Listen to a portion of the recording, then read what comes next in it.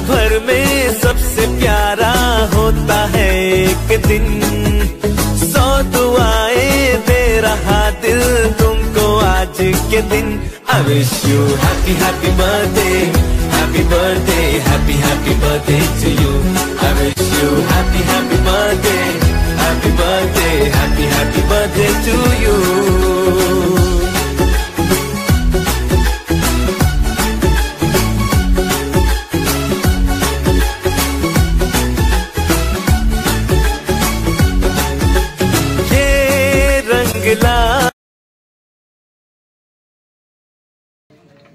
Sanjayji Nivdange, doctor Siddharth Kumar Suryavanshi जे या कार्यक्रमाचं अत्यंत सुंदर असं संचालन करतायत, हे प्राध्यापक बालाजी आचार्य, या कार्यक्रमासाठी या महाराष्ट्राच्या कानाकोपऱ्यातून उपस्थित झालेले सर्वच्या सर्व कवी, गायक, वादक हे सर्वच परिचयाचे आहेत। धम्म चळवळीमध्ये काम करणाऱ्या माझ्या भगिनी करुणाताई, ज्यांनी या वाढदिवसाचं नियोजन केलं आणि या बाळाचं वाढदिवस नाही केदार साहेब, तर खऱ्या अर्थानं हे वाढदिवस आंदोलनच ठरलं। हे अध्यक्ष म्हणून मी याला टिप्पणी देतो, याला मान्यताही देतो। खरं तर बाळाचं वाढदिवस ही एक चळवळच झाली आणि खरंच आमचे लग्न, आमचे वाढदिवस, इव्हन काय तर आमच्या 13व्या 12व्या 10व्या सुद्धा या चळवळीच्या झाल्या पाहिजेत। तर आपण कुठेतरी या 21व्या शतकामध्ये ती माणसं जिथं उभी आहेत, म्हणजे या स्पर्धेच्या युगामध्ये आपण जिथं आहोत तिथंच जर थांबायचं असेल तर तुम्हाला धावण्याची गरज नाही, हे निश्चितपणाने नमूद करत। कसं आहे सिद्धार्थ, सरकार भी तुम्हारा, सरदार भी तुम्हारा, तुम झूठ को सच छपवा दो, अखबार भी तुम्हारा, हमारे खून का इल्जाम हम ही पर रख दो, हमारे खून का इल्जाम हम ही पर ही रख दो, न्यायालय भी तुम्हारा। आम्ही बघितलं तो का कृषी मंत्री त्याच्या न्यायाला स्थगिती दिली। कोर्ट काय सांगते, वा लोकांवर भुर्दंड वाढेल, खर्च वाढेल म्हणून आम्ही त्याचा ते न्याय राखून ठेवतोय आणि त्याचं ते पद घालत नाही।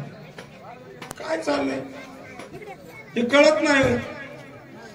एवढंच नाही दीपक भाई, येणाऱ्या जून पासून इथं कोण प्राथमिक शाळेचे, माध्यमिक शाळेचे शिक्षक असतील त्यांनाही सुद्धा नीट ऐकावं, त्यांनाही नीट माहित आहे प्राथमिक शाळेमध्ये तुमचा अभ्यासक्रमच सगळा बदलला आता जून पासून प्राथमिक शाळेच्या अभ्यासक्रमामध्ये करुणाताई, बाबासाहेब नाही, ज्योतिराव फुले नाही, शाहू महाराज नाही, एवढंच काय तर शिवाजी महाराज सुद्धा नाही। म्हणजे आमचा इतिहास हे पुसण्याचं काम इथलं मनुवादी सरकार करतंय, हे आपण निश्चितपणानं हे नीट समजून घेतलं पाहिजे।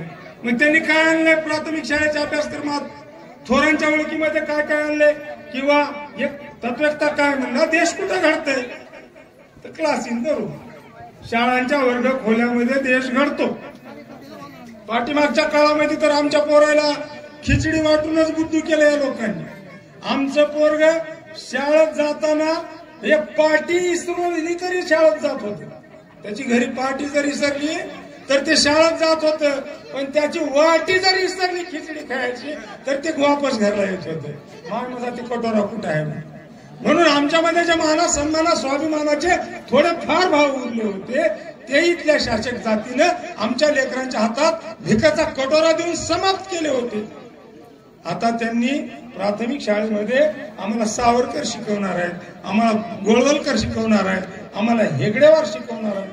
हे बघा तुम्ही आता उद्या जून पासून हो, आणि ह्या शिक्षकाच्या ट्रेनिंग आहेत आता 1 एप्रिल पासून यांना ते नवीन अभ्यासक्रम कशा पद्धतीने शिकवायचा, कशा पद्धतीने म्हणजे पारंपरिक शिक्षण व्यवस्था, पारंपरिक विषय म्हणजे न्हावी, परी, धोबी, भंगी, मार, माग, ढोर, सांबार, गारुडी, मदार, मेहतर, गुरुड, आतार, बागवान, सुतार, लोहार, कावर, ह्या सगळे जे परिवर्तन म्हणजे पारंपरिक व्यवसाय किंवा पारंपरिक पद्धतीने जे व्यवसाय करणारे लोक आहेत, हा पारंपरिक व्यवसाय येत्या जून पासून आमच्या लेकरा बाळांना शिकवला जाणार आहे. त्याच्यामुळे येत्या 14 एप्रिल पासून आपल्याला त्याच्या विरोधामध्ये रान उठवावं लागणार आहे. महाबोधी विहाराचं तर तुम्हाला सांगतो, तिथं लय मोठं गमतीशीर आहे. 1949चा कायदा आहे. आम्हाला कबूल आहे दीपक भाई, आम्ही 14 ऑक्टोबर 1956 नंतरचे बौद्ध आहोत, आम्ही धर्मांतरित आहोत, पण मूळ निवासी आहोत त्या देशाचे. खऱ्या अर्थाने ही भारत, आता आम्ही बऱ्याच वेळा सांगून जातो की घरावर अशोक चक्र दिसलं की घर हे बौद्धाचं आहे, गाडीवर अशोक चक्र दिसलं ही गाडी बौद्धांची आहे. पण ज्या वेळेला तिरंग्यावर अशोक चक्र दिसतंय तेव्हा ह्याच्या डोळ्यात काय अडकतंय का की हा देश बुद्धाचा आहे? नाही म्हणायला. किती गडूळ मानसिकता आहे यांची. तिरंग्यावर अशोक चक्र आहे की, आणि खरं तर देश बुद्धाचा आहे. आपण टीव्हीत बघितलं, इकडे तिकडे बघितलं, देशाचा प्रधानमंत्री ज्यावेळेला विदेशात जातो त्यावेळेला ते म्हणतो का मी बुद्धाच्या भूमीतून आलोय, मी भारतातून आलोय, बुद्धाच्या भूमीतून आलोय. एवढी मोठी पैसेवाल्याची बायको आहे, पैसेवाल्याची बायको म्हणजे अंबानीची बायको, परवा तिने तिथं जाऊन इंग्रजीत बोलली. तिने म्हणली किंवा मी बुद्धाच्या देशात राहते, मी त्या बुद्धाच्या देशातून आले. एवढंच नाही तर या देशातला, या राज्यातला, कुठल्याही गावातला चिपडा, चापडा, लुपडा, कसला बी कार्यकर्ता, आंदोलक, कुणी चळवळीचा जर विदेशात गेला तर तो त्याची स्वतःची ओळख त्याला मी बुद्धाच्या देशातून आलो अशा पद्धतीची सांगावी लागते. घडतंय काय, होतंय काय दीपक भाई? तर 1949चा कायदा सांगत होतो, मोठा विचित्र कायदा त्यांनी तयार केला. त्याच्यामध्ये 4 महंत, पंडित, पुजारी आणि 4 बौद्ध भिक्षुक आहेत. आणि त्या कायद्यात आणखीन एक खुट्टी मारलेली अशी की त्या महाबोधी विहाराचा अध्यक्ष हा कलेक्टरच असला पाहिजे, तोही गयाचा, आणि तोही हिंदू असला पाहिजे.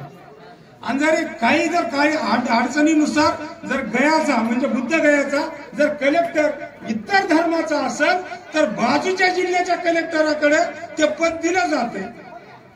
मुळातच आम्ही अल्पमतामध्ये आहोत. आम्ही सरकारला ह्याही माध्यमातून सांगतोय की आम्ही ते कायदा रद्द करा म्हणत नाही, तर त्या कायद्यात दुरुस्ती करा आणि तिथं 9च्या 9 हे बौद्धांची माणसं घ्या आणि तिथं बौद्ध अध्यक्ष करावा, ही आंदोलनाची प्रमुख मागणी आहे. त्याचं कारण असं आहे की गुरुद्वाऱ्यावर शिखांचा ताबा, मस्जिदीवर शिखांचा ताबा, त्या मंदिरावर हिंदूंचा ताबा, बुद्ध विहारावर बौद्धांचा का नको? का नको बाबा? आम्ही बौद्ध आहोत, बौद्ध विहार आमचं आहे, आम्ही धर्मांतरित जरी असलो. तसं जर बघितलं दीपक भाई, इतिहास लय मोठा आहे. आधी आम्ही राजे होतो, गौतम बुद्धही राजा होता, मग तसंच आपणही राजा होतो. आम्ही राजाचे पोतराजे कसे झालो हे आपण कधी नीट तपासून बघितलं नाही. या योगानं बरंचसं काही बोलण्यासारखं आहे. तुम्ही निलिमूतपणानं ऐकतायत.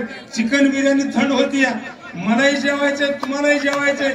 याच्यानंतर गायकांना आपण सण करायचे. फार तेलंगणातून गंगाधर आलाय, तिथं बसून गालातल्या गालात असते, मामा कवा संपवतोय की म्हणून. असं काय नाही, लय लवकर संपवतो. खऱ्या अर्थाने दीपाली प्रवीण कांबळे आणि विरांशी बाळाला शुभेच्छा देत असताना खऱ्या अर्थाने तिचा वाढदिवस हा अत्यंत चळवळीचा एक वाढदिवस, एक चळवळीचा वाढदिवस साजरा झाला. आणि त्या बाळाला, त्याच्या मायबापालाही उद्धट आयुष्य लाभावं, बाळालाही उद्धट आयुष्य लाभावं अशा पद्धतीच्या मंगल कामना करतो. तुम्ही ऐकून घेतलं त्याबद्दल तुमचे धन्यवाद मानतो. आणि आपण संयोजकांनी, आयोजकांनी आम्हाला जेवणाची लवकरात लवकर व्यवस्था करावी. साजिंद्यांनी सुद्धा आपलं इथं सामान आणून लावावं आणि लगेच लावा तुमचं सामान, म्हणजे तुमचा पसारा आणा इथं वरी लावा.